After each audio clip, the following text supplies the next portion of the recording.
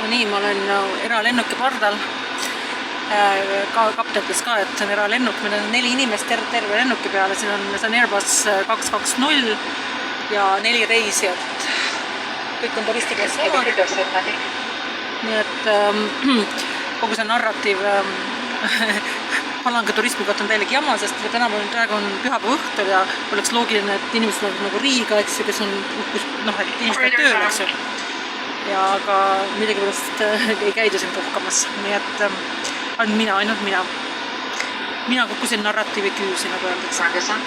Aga ma ei kahetse, sest ma tahtsin tegelikult Meemelit näha ja Meemel sai nähtud, aga ma ütlen jah, et Leedu on väga selline suletud riik, et ei ole üldse nagu Eesti.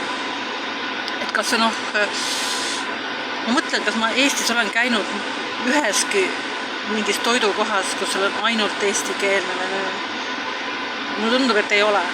Et sellised vist isegi kõige viletsamõttes on mitmes keeles tavaliselt. Ma ei tea, võib-olla see väga maakohas või kuskil töölis-sööklus, aga isegi nendes ma olen käinud ja on ka mitmes keeles olnud.